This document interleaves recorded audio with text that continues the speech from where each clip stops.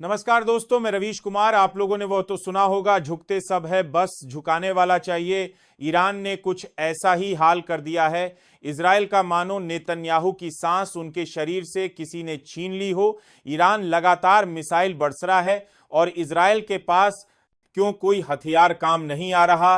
और आखिरकार कैसे अली खमोई की जान लेना चाहता था नेतन्याहू, लेकिन कैसे ईरान के फैसले ने इजराइल को घुटनों पर ला दिया। न सिर्फ ईरान ने इजराइल को घुटनों पर लाया, बल्कि अमेरिका ने भी ईरान की ताकत देख अपने हथियार डाल दिए। बताएंगे दोस्तों कैसे ईरान ने अपनी ताकत दिखाई है पूरी दुनिया को। लेकिन उससे पहले अगर आपने अब तक हमारे चैनल रवीश न्यूज ज्वाइन को सब्सक्राइब नहीं किया तो कर लीजिए। और हां, हमें कमेंट बॉक्स में जरूर बताएं आप किस देश किस राज्य से हमारे खबर देखिए जाकारीना की आपारी रहे हैं। और अगर आपने अब तक चैनल को ज्वाइन नहीं किया है तो एक छोटा सा अमाउंट पर करके आप चैनल को ज्वाइन कर सकते हैं। चलिए जान लेते हैं कि आखिरकार वो कौन सी वजह है जिसकी वजह से ईरान इतने गुस्से में है कि उसने बेंजामिन नेतन्याहू का घर ही फूंक डाला जी है।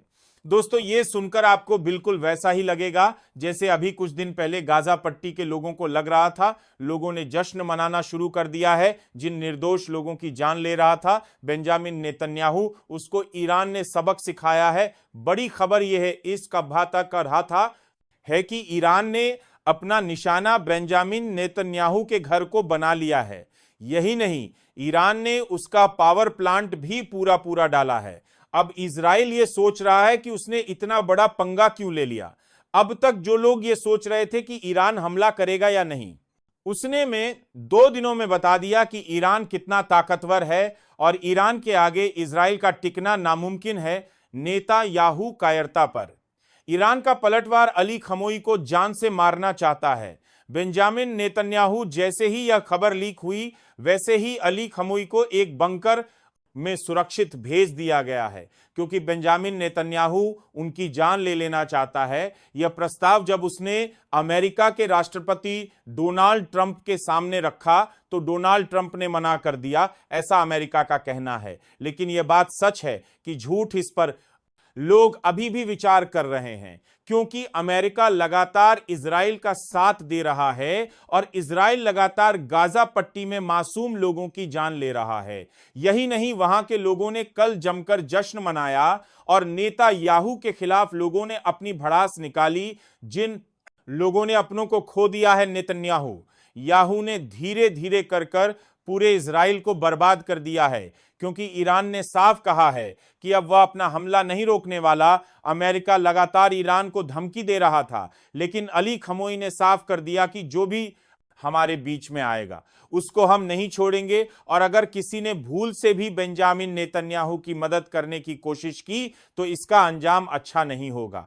इजराइल ने ईरान की जिन जगहों पर हमला किया था उससे दोगुनी आबादी वाली जगह पर ईरान ने इजराइल में घुसकर हमला किया। ईरान की यह पावर देखकर सारे मुस्लिम देश ईरान के साथ आ गए हैं और ऐलान कर दिया है कि इजराइल की मनमानी अब नहीं चलने देंगे। हम आज में जिन लोगों को मारा उसका बदला भी लिया जाएगा। यही नहीं, अली खमोई के बंकर में जाने के बाद पूरी तरीके से इजराइल बौखला गया है। इजराइल को समझ में नहीं आ रहा वह अब क्या करें, क्योंकि ईरान के आका को मारने की कोशिश की जा रही थी। लेकिन ईरान की आर्मी ने न सिर्फ इजराइल में जाकर तबाही मचा दी, बल्कि यह भी बता दिया कि आने वाले समय में ईरान इजराइल का हाल बुरा कर देगा। इजराइल का प्रधानमंत्री बेंजामिन नेतन्याहू छुपता फिर रहा है, क्योंकि उसको पता है कि ईरान अपना बदला लेगा जी। जिसकी नेतन्याहू ने जान ली, उन लोगों के लिए ईरान लड़ाई करने खड़ा हुआ है।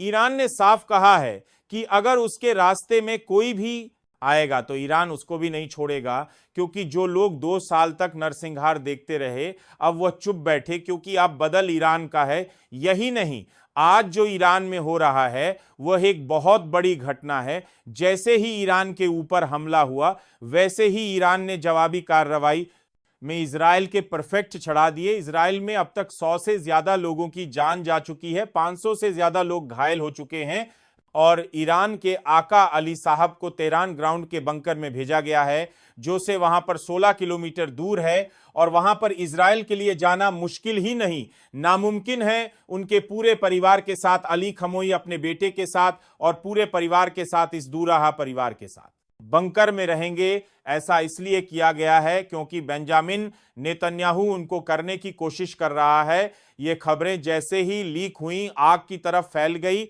और नेतन्याहू ये सोचता रह गया कि ये खबर कहां से आई। यही नहीं, जो लोग जासूसी कर रहे थे नौशाद के लिए, उन 9 लोगों को भी पकड़ लिया गया है। ईरान द्वारा मोसाद के लिए जासूसी करने वाले आरोपी उन दोनों में से एक को फांसी दे दी गई है। जो लोग जासूसी कर रहे थे वह लोग अपना अंजाम नहीं जानते थे। वह लोग ये नहीं जानते थे कि अगर ईरान किसकी भला भी पड़ गई तो उनके साथ क्या होगा। आज वह लोग पूरी तरीके से परेशान हैं क्योंकि एक को फांसी की सजा दी गई है, तो बाकी 8 के साथ क्या होगा। और यह चीज लंबे समय से कर रहा है ईरान। जासूसी वाला कहानी ये पहले भी कर चुका है। अब देखना यह है कि ईरान ने बेंजामिन नेतन्याहू का घर ही उड़ा डाला। अब और क्या क्या उड़ाना बाकी है, क्योंकि ईरान में साफ कहा है कि इजराइल ने जो गलती की है उसकी सजा अब उसको लगातार मिलेगी। गाजा के लोगों का बदला हम लेंगे। और यही नहीं, धीरे धीरे कर कर ईरान ने इजराइल के उन शहरों को निशाना बनाया जहां पर सबसे ज्यादा आबादी है। देखते ही देखते खुशियां मातम में बदल गई और इजराइल अपना सर पकड़ रह गया। अभी इजराइल को समझ में नहीं आ रहा है क्यों क्या करें, क्योंकि जिस तरीके की चीज चल रही है उसको लेकर कहीं ना कहीं आप लोगों में डर है। और खास करके इजराइल की लोग बहुत डरे हुए हैं क्योंकि बेंजामिन नेतन्याहू की एक गलती ने पूरे इजराइल को जला दिया है और ईरान के आगे इजराइल की पावर भी कम होती भी नजर आ रही है। क्योंकि इस वक्त इजराइल के साथ कोई नहीं है, जबकि ईरान के साथ सारे ताकतवर मुस्लिम देश आ गए हैं, चाहे वह रसिया हो या फिर पाकिस्तान। सब लोग एकजुट होकर सबक सिखाने का काम कर रहे हैं। इजराइल को यह गलती इजराइल हमेशा याद रखेगा और यही कारण है जो पूरी तरीके से इजराइल में मातम छा गया है और सब लोग बेंजामिन नेतन्याहू को टारगेट कर रहे हैं। वहां के आम लोग भी इसका विरोध कर रहे हैं क्योंकि यह लड़ाई से सिर्फ नुकसान हो रहा है, क्योंकि पूरी तरीके से इजराइल बर्बाद हो रहा है और अब कोई रास्ता बचा नहीं है। और इसीलिए आप जश्न मनाना ईरान के लोगों ने शुरू कर दिया है। ईरान गाजा कोई के मासूम लोगों के नरसंहार का बदला ले रहा है। फिलहाल कमेंट बॉक्स में जरूर बताएं आप किस देश किस राज्य से हमारे खबर देख रहे हैं। और हां, अगर आपने अब तक रवीश न्यूज ज्वाइन को सब्सक्राइब नहीं किया तो कर लीजिए, और अगर आपने अब तक ज्वाइन बटन नहीं किया दबाया है तो दबा दीजिए। एक छोटा सा अमाउंट पे कर सकते हैं और हमारी सच्ची पत्रकारिता को सपोर्ट करिए। अभी ज्वाइन बटन दबाकर चैनल पर ज्वाइन हो।